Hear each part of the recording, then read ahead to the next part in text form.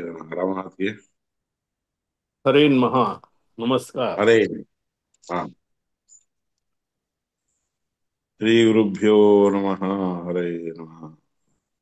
प्राणादेरीशितारं परम सुख निधिं सर्वदोष व्यपेतं सर्वान्तस्थं सुपूर्णं प्रकृतिपतिम् अजं सर्वबाह्यं सुनित्यं सर्वज्ञं सर्वशक्तिं सुरमुनिमनुजाद्ये सदा सेव्यमानं विष्णुं वन्दे सदाहं सकलजगत् अनाद्यन्तमानन्दतं तम् आनन्ददं तम्. हरे.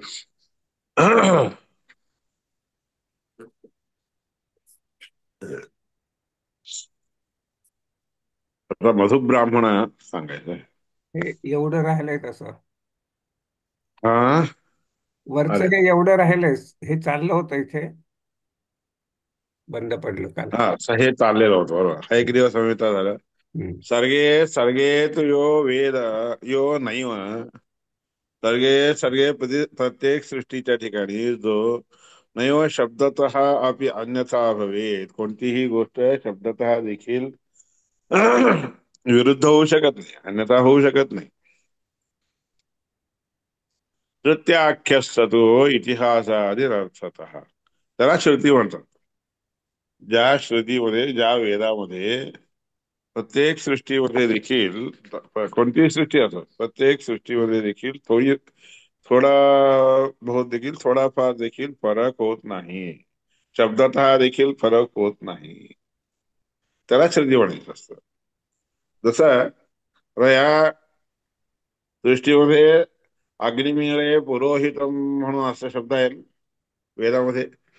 पुढच्या सृष्टीमध्ये वन्यमीळे पुरोहितम असं होत नाही, शब्दशः देखील फेरफार होत नसतो, त्याला श्रुती म्हणायचं असते. भगवत दृष्टमिवान्येः ब्रह्माद्ये दृश्यते यदी. भगवंतानी ज्या दृष्टीमध्ये भगवंतानी जी गोष्ट पाहिलेली असते ते ब्रह्मादिक लोक देखील पाहतात. दुसरे कोणाला दुसरे कोणी पाहिले तर, किंवा दुसऱ्या कोणाला वेगळं वेगळं वेगळं असं दिसून येतं म्हणत असं नाही. ऋषी भेदस्तु तत्र स्यात्. फक्त सार्थ काय, ऋषींचा भेद होतो. वेद मात्र जसेच्या तसेच असतात, वेद बदलत नाहीत. वेदो ना विष्णू निर्गत.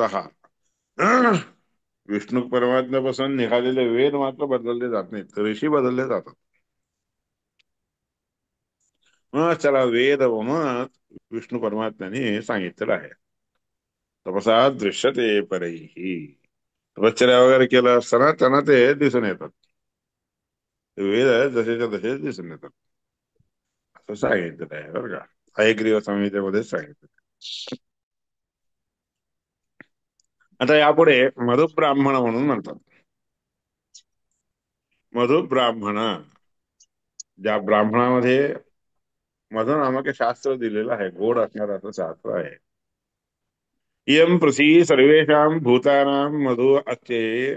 पृथिव्ये सर्वाणि भूतानि मधु यश्चायम् अस्यां पृथिव्यां तेजः अयम् तेजोमयः अमृतमयः पुरुषः यश्चायम् अध्यात्मं शरीरः तेजोमयो अमृतमयः पुरुषो अयमेव स यो अयम् आत्मा. आत्मा इदम् अमृतम् इदं ब्रह्म इदं सर्वम्. ही पृथ्वी सगळ्या प्राण्यांच्यासाठी म्हणून मधु गोड आहे.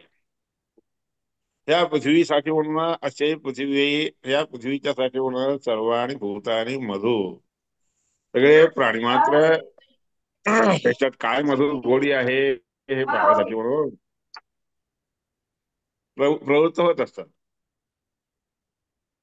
त्या पृथ्वीमध्ये ज्याच्या आश्याम पृथ्व्याम तेज, जे काही तेज आहे ते, त्यानंतर तेजोमय असणारी गोष्ट देखील पृथ्वीमध्ये असलेली असते. आणि या ठिकाणी अमृतमय असणारा जो पुरुष असतो की नाही, तो देखील ह्या पृथ्वीमध्ये असतो. यश्चायमस्यां पृथिव्यां तेजोमय अमृतमय पुरुष यश्चायम अध्यात्म, अध्यात्म शरीर देखील इथंच आहे. आत्मा जीव देखील इथलेच असतात, शरीर देखील तसेच असतात. म्हणजे शरीरामध्ये तेजोमय असणारं, अमृतमय असणारं असं पुरुषाचं रूप आहे, देवाचे स्वरूप आहे, ते देखील ह्या पृथ्वीवरच असते. अयमेव स यो, हा तोच आहे, जरा आत्मा म्हणून म्हणतात.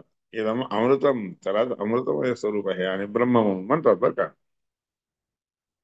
तर मधु रूपी परमात्म्याचं हे स्वरूप आहे. इमा आपः सर्वेषां भूतानां मध्वासाम् अपां सर्वाणि भूतानि मधु यश्चायमस्वासु यश्च अयम् आस्वप्सु तेजोमयः अमृतमयः पुरुषः यश्चायम् अध्यात्मं रेतसो रेतसस्तेजोमयो अमृतमयः पुरुषो अयमेव स यो अयमात्मा आत्मा इदमृतम् इदं ब्रह्म इदं सर्वम्. इथे असणारे जे पाणी आहे, इमा आपहा सर्वेषां भूतानां, सगळ्या प्राण्यांच्यासाठी म्हणून मधु आहे. आसामापाम, त्या पाण्याचं सर्वान, याच्या पाण्याच्यामुळे सगळेच्या सगळे प्राणी मधु स्वीकार करतात. यश्चा अयम अप्सु अप्सु अयम अप्सु अप्सु, ह्याच्यामध्ये आतल्या इथं असणाऱ्या पाण्यामध्ये जे काही पाणीपणा आहे, तेजसपणा आहे, तेजपणा आहे, ते आहे प्रकाश म्हणतो, प्रकाश म्हणतात आहे, अमृतता आहे, ते सगळे या पाण्यामध्येच असतात. अमृतमय पुरुष हा, म्हणून त्याच्यामुळेच अमृतमय होतो पुरुष. यश्चायम अध्यात्म रेत, हा अध्यात्म रूपाने असणारं जे रेतच आहे, तेच तेजोमय आहे, तेच अमृतमय आहे, तेच पुरुषमय आहे. तयोयम आत्मा, आणि या ठिकाणी आत असणारा जो आत्मा आहे, इदम अमृतम, तसंच अमृत स्वरूप असते. इदम ब्रह्म दे इदम सर्वम, ते ब्रह्मस्वरूप आहे आणि हे सर्व आहे असं सांगितलंय. अयम अग्नि ही सर्वेषां, आता आता नंतर पहिल्या ह्याच्यात पृथ्वी झाली, आता ह्याच्यात पाणी झालं, पाण्याच्या नंतर आता अग्नी तिसरा. अयम अग्नि सर्वेषां भूतानां मधु, सगळ्या प्राण्यांच्यासाठी इथं आत असणारा जो अग्नी आहे, तो सर्व प्राण्यांच्यासाठी मधु आहे. अग्नी हे सर्वांनी भूतानी, सगळेच्या सगळे लोक अग्नीमुळेच झालेले आहेत. ते सगळे मधुमय असणारे असे असतात. यश्चायम अस्मिन अग्नो, यामध्ये असणाऱ्या अग्नीमध्ये जे काही तेज आहे की नाही, तेजोमय रूप आहे, ते अमृत स्वरूप आहे. अमृतमय पुरुष, आणि त्या ठिकाणी पुरुष देखील अमृतमय असतो. यश्चायम अध्यात्म, त्याला अध्यात्म म्हणतात. वाङ्मय तेजोमय म्हणूनच त्याला काय म्हणतात, अध्यात्म आतमध्ये असणाऱ्या जीवाचं स्वरूप आहे. वाणीने युक्त असते, तेजाने युक्त असते, अमृताने युक्त असते. हा पुरुष जे आहे, आत्मरूपाने जीवरूपाने राहत असतो. पुरुषोयम एव स योयम आत्म्य, तो जो आत्मा आहे, इदम अमृतम इदम ब्रह्म, हेच अमृत रूप आहे, ब्रह्मस्वरूप आहे सर्व. आता हे नंतर वायूच्या बद्दल सांगायला. अयम वायू सर्वेषां भूतानां मधु, हा वायू सगळ्या प्राण्यांच्यासाठी म्हणून मधु आहे. अस्य वाय सर्वाणि भूतानी, या वायूचे सगळे प्राणी मधुरूपाने असतात. त्याच्यामध्ये जो कोणता वायू आहे, तोच तेजोमय आहे, अमृतमय आहे आणि पुरुष स्वरूप आहे. हे छाया आत्मा त्यांचा जो स्वरूप आहे, त्यांचा आत्मा जीव जो आहे, आत्मा स्वरूप आहे, ते देखील प्राणरूपाने असते. तेजोमय असते, अमृतमय असते, पुरुषमय असतो. ह्यालाच पुरुष आणि ह्यालाच आत्मा असं म्हणतात.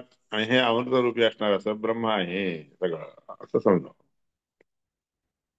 अयम आदित्य सर्वेषां भूतानां मधु, अर्थात आदित्य हा जो आहे, सगळ्या प्राण्यांच्यासाठी म्हणून मधु आहे. वायू झाल्यानंतर आदित्य घ्या, इथं असणारा जो आदित्य आहे तो. अयम आदित्य सर्वेषां भूतानां मधु, सगळ्या प्राण्यांच्यासाठी मधु आहे. असे आदित्यस्य सर्वाणि भूतानी मधु, त्याच आदित्याचे सगळे प्राणी हे मधुरूपाने असतात. यामध्ये असणारा जो कोणता आदित्य रूपी असणारा स्वरूप परमात्मा असतो की नाही, तो तेजोमय असतो, अमृतमय असतो आणि पुरुष स्वरूपाने असतो. यश्चाय अध्यात्मम तराच प्रत्येक आतमध्ये अंतर्गत अंतर्यामी असणारा असा जीव समजावा.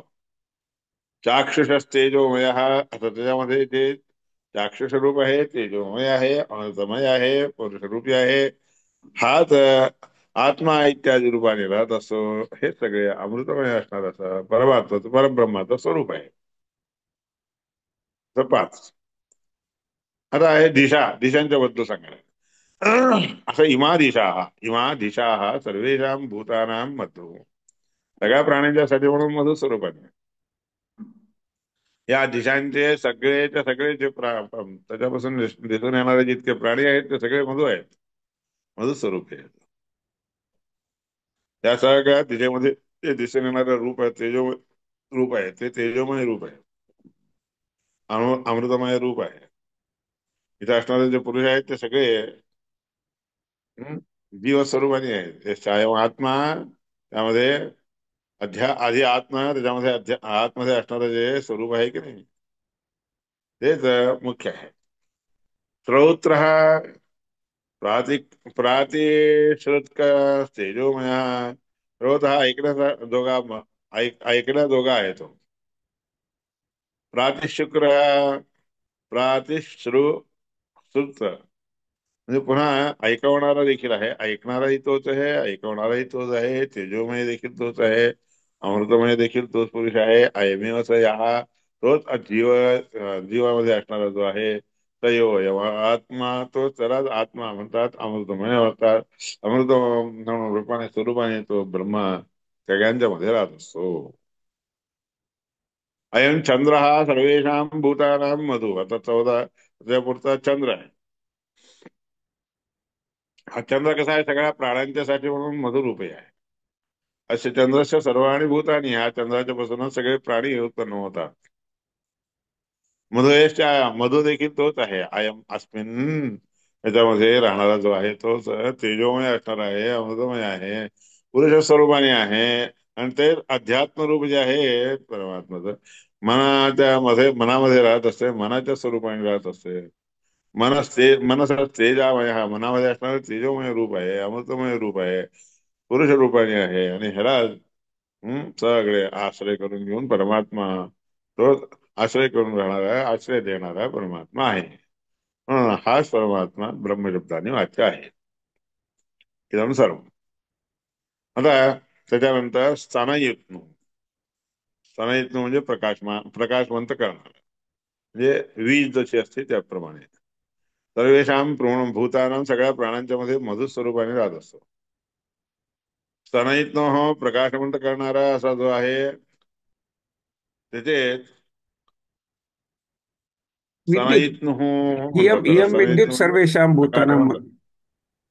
सातच्या हा, सातच्या नंतर हो. इयम इदम विद्युत. इयम विद्युत, करेक्ट आहे. हा, इयम विद्युत, ही विद्युत, वीज. सर्वेषां भूतानां मधु, प्राण्यांच्यासाठी मधुरूपाने असतो. अशाही विद्युत, ह्या विद्युताचे, ह्या विजेचे सर्वाणी भूतानी, त्याच्यापासूनच सगळे प्राणी हे दिसून येत असतात, गोड दिसून येतात. यश्चायमस्याम विद्युती, ह्याच्या प्राण्यांच्या मध्ये जे काही युती, म्हणजे प्रकाश सगळीकडे पांगवला जातो, पसरवला जातो, विद्युती होतात.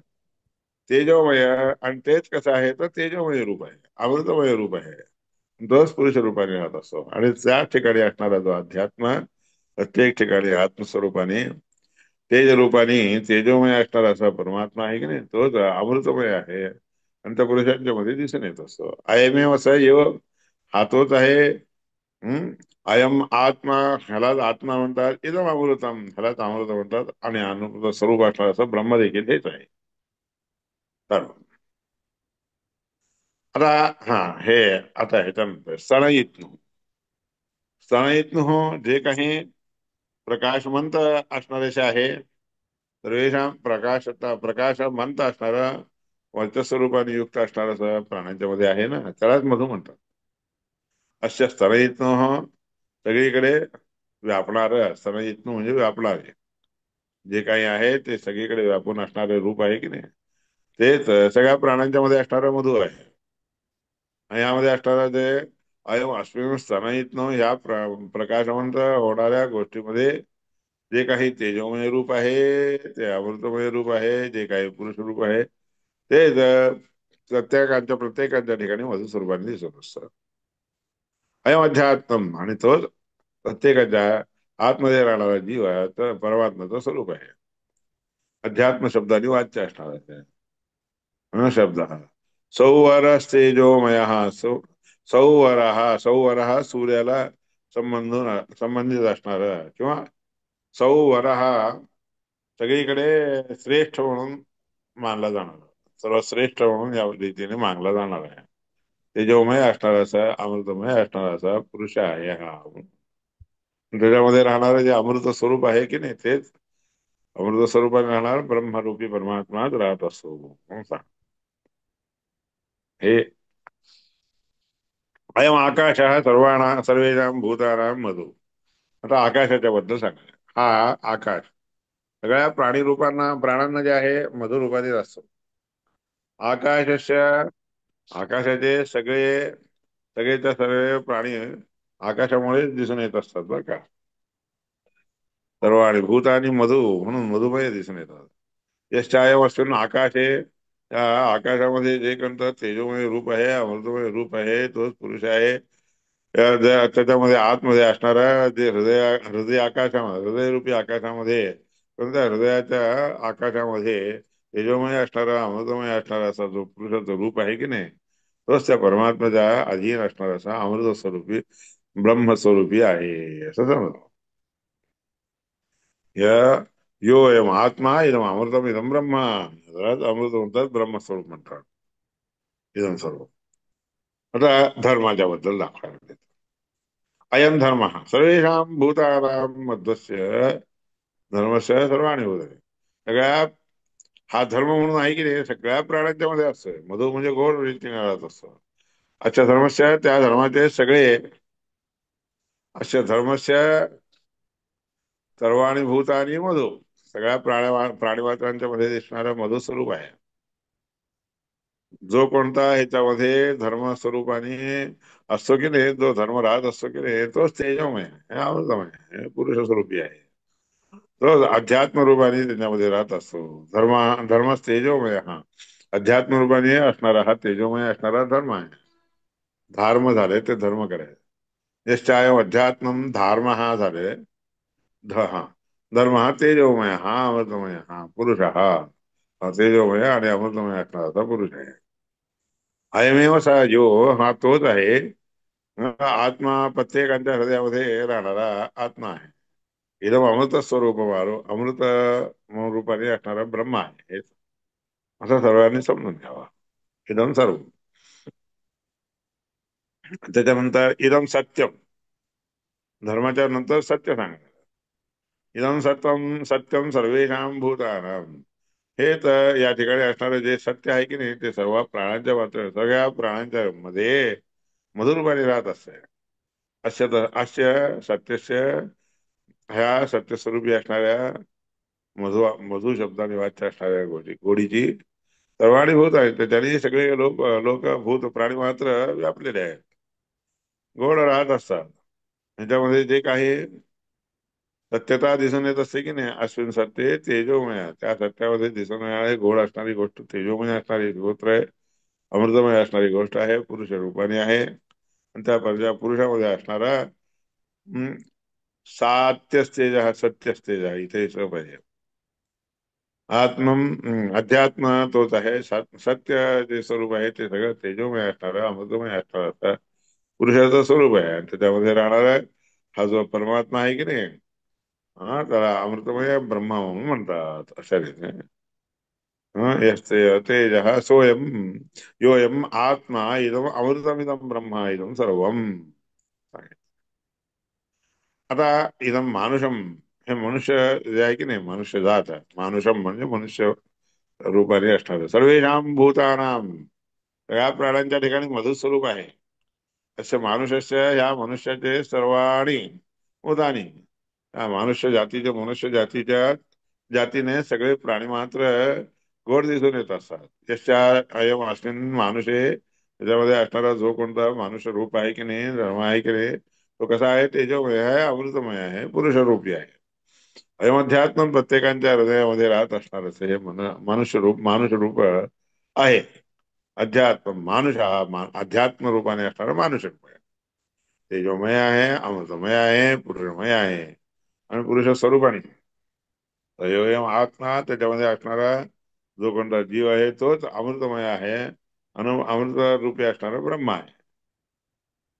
अयम आत्मा सर्वेषां भूतानां मधु. आता याच्या पुढचं, आता हा जो आत्मा आहे की नाही, सगळ्या प्राण्यांच्या ठिकाणी, सगळ्या प्राण्यांच्यासाठी मधु आहे. आत्मना सर्वाणी भूतानी, ह्या आत्म्यामुळे जे सगळे प्राणी मधु गुण रूपाने दिसून येत असतात. यश्चायम अस्मिन आत्मनी, ह्या आत्म्यामध्ये जीवामध्ये जो कोणता तेजोमय असणारा स्वरूप आहे, मधु गोड रूप आहे की नाही, ते कसं आहे, अमृतमय आहे. म्हणून तोच तेजोमय असणार आहे, अमृतमय आहे, पुरुष स्वरूपाने आहे. आणि अष्टाय अध्यात्म, त्याच्यामध्ये आत असणारं जे स्वरूप आहे की नाही, तो बिंबरूप आत्मा आहे. तो कसा आहे, तेजोमय आहे, अमृतमय आहे, पुरुष स्वरूप आहे. अयमेव सवा योयम, तोच हा पुरुष, जो ज्या पुरुषामध्ये असणारा अध्यात्म स्वरूपाने असणारा परमात्मा, तेच अमृत स्वरूपाचा ब्रह्म आहे असं समजा रे. सवायम आत्मा सर्वेषां भूतानां अधिपती. आता हा जो आत्मा आहे सगळ्या प्राण्यांच्या ठिकाणी, सगळ्या प्राण्या मात्रांच्यासाठी म्हणून अधिपती म्हणून राहत असतो की नाही, म्हणजे नियमन करणार राहतो. सर्वेषां भूतानां राजा, सगळ्या प्राण्यांच्या ठिकाणी तो राजा रूपाने राहत असतो, अधिपती होऊन राहत असतो. तद यथा रथनाभो, रथ ज्याप्रमाणे उदाहरण लागले, यथा रथाचं नाभो, रथाची जी नाभी असते की नाही, गोल, ज्या ठिकाणी काड्या लावलेल्या जातात त्या ठिकाणी, तर रथ नेमू, त्याला रथाचे नेमी म्हणतात, काड्या. चार हा सर्वे समर्पिता, चार रूपाने सगळेच्या सगळे त्याच्यात अडकवलेले असतात त्या नावींच्या मध्ये.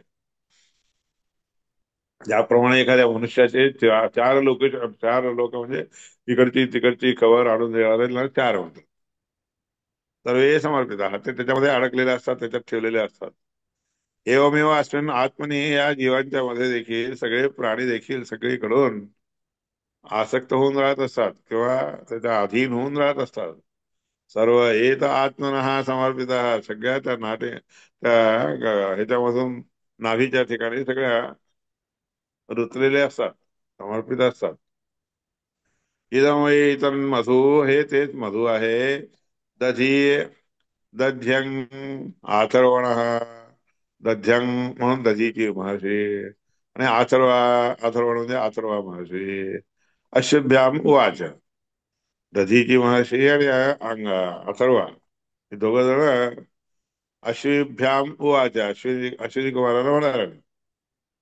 तर एतद ऋषी पश्यन् अवोचत, हे बघून ऋषी विचारायले.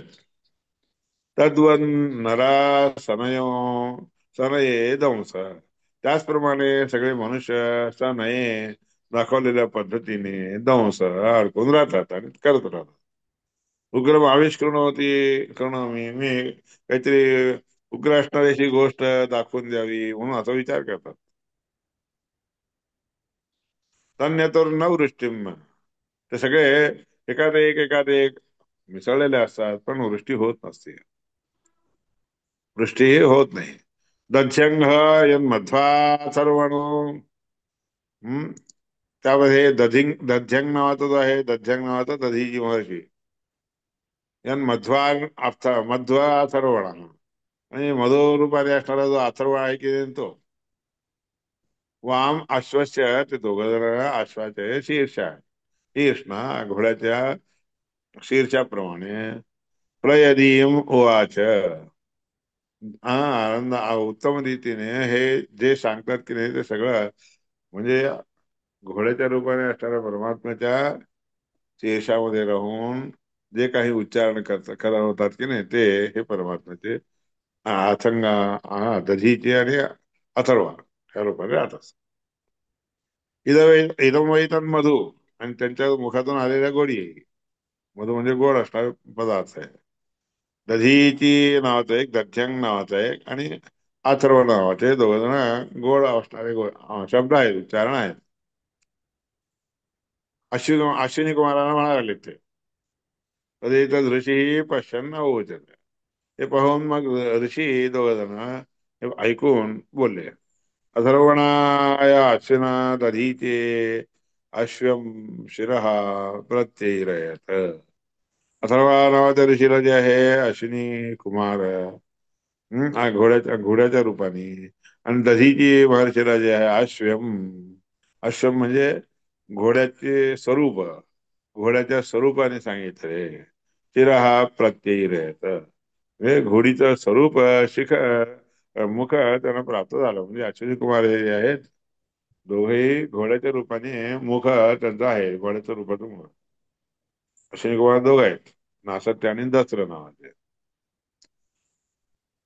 अश्वम शिरहा प्रत्यय येतात, घोड्याचं रूप त्यांना प्राप्त झालेलं आहे. दध्यंग हवा मधुप्रवोचत, त्या दध्यंग नावाचा जो आहे तो गोड बोला आहे. ऋतायम प्रवोचत, ऋतायम त्वाष्ट्रम यद्दस्रावपी. ऋत स्वरूपाने असणार हे जे त्वाष्ट्र, त्वाष्ट्र म्हणजे त्वष्टाचे पासून येणार आहे त्वाष्ट्र. त्वष्टा म्हणून होता, त्याच्यापासून येणार जे काही दस्र दस्र स्वरूप आहे. नासत्य आणि दसरा, पहिला जे आहे मधु बोलणारा नासत्य, नासत्यापासून आलेला आहे. आणि त्वष्ट असणार जे आहे की नाही ते दसर रूपाने. म्हणजे आपण जे काही उच्चारण करतो त्याच्यामध्ये काय मधु दध्य, नाकापासून येणारे जे गोड शब्द स्वरूप आहेत की नाही ते मधु म्हणतात. आणि ऋतस्वरूपाने जे म्हणजे स्पष्ट वाक्याच्या रूपाने जे काही येतं त्याला त्वाष्ट म्हणतात, हे त्याला दसरा म्हणतात. म्हणून नासत्य आणि दसरा नावाचे दोघ जण अश्विनी कुमार आहेत. कक्षम वामिती हे दोन्ही एका ठिकाणी मिसळले. म्हणून कोणतंही आपण बोलायला आलो तर नाक आणि तोंड या दोन्हीच्या द्वारे बोललं जात. एक नासत्य स्वरूपाने आणि एक दसरा स्वरूपाने. म्हणून अश्विनी कुमार एकूण दोघ आहेत, एक नासत्य आणि एक दसरा. ह्या दोघांचे स्वरूप दाखवून दिलेले आहे बरं का. घोड्याचं स्वरूप असतंय, घोड्याचं मुख असतंय म्हणून सांगितलंय. इदं वै तन्मधु दध्यंग अथर्वण अश्विभ्याम उवाच इदं पश्यन् अवोचन् तदेतद ऋषी पश्यन् अवोचत. हे सगळं पाहून ऋषीने सांगितलं. दपुरश्चक्रे दपुरश्चक्रे द्विपदः पुरश्चक्रे चतुष्पदः. दपुरश्चक्र द हे पहिल्यांदा तयार करतात, द्विपदाः म्हणून द ह्या अक्षराने पुढं सुरू करतात म्हणून द्विपद होतात. त्याच्यानंतर त्याला चार पाय देखील येतात. चक्रे चतुष्पद, दोन पायाचं झाल्यानंतर दकारापासून द म्हणजे उच्चारला जाणारी गोष्टीला द म्हणतात. द पुरुष चक्रे, द हे पुढं करून दोन पायाचे लोक झाले. त्याच्यानंतर चक्रे चतुष्पद, चार पायाने उत्पन्न झाले. परस्ස पक्षी भूत्वा, आधी पहिल्यांदा पक्ष स्वरूपाने, पक्ष असलेला पंख असलेला होऊन, पुरुष आदिशत, पुरामध्ये त्या शरीरामध्ये, म्हणजे नगरी पुरामध्ये शरीरामध्ये पुरुष आविष्ट झाला, आविष्ट झाला पुरुषाचा, पुरुष रूपाने शिवला आत प्रविष्ट झाला. इथे सवा अयम पुरुष हा सर्वासु पुरुषो, त्याकरता हा जो पुरुष आहे सगळ्या पुरांच्या मध्ये पुरुष, पुरुष म्हणजे शरीरामध्ये. पुरी शयो, पुरी म्हणजे नगरीमध्ये, शय हा शयनवान होतो म्हणजे राहायला लागतो. शयो नैनेन किंचनावृतम, कोणतीही गोष्ट आहे त्याशिवाय कोणतीही आवृत झालेले, वेष्टित झालेले असं समजू नका. नैनेन किंचना संवृतम, पण ह्याच्याशिवाय दुसऱ्या कोणत्याही गोष्टीने तो आवृत झालेला नसतो बरं का. इदं वै तदून मधु ह्याला मधु म्हणतात. इदं वै तन्मधु दध्यंग अथर्वणो अशुभ्याम उवाच. ते मधु स्वरूपाने असणारा जे दध्यंग नावाचा ऋषी आहे आणि अथर्वा नावाचा जो आहे, त्या दोघांच्याही बलाने अश्वीच्या रूपामध्ये उवाच म्हणजे येऊन बोलायला लागले.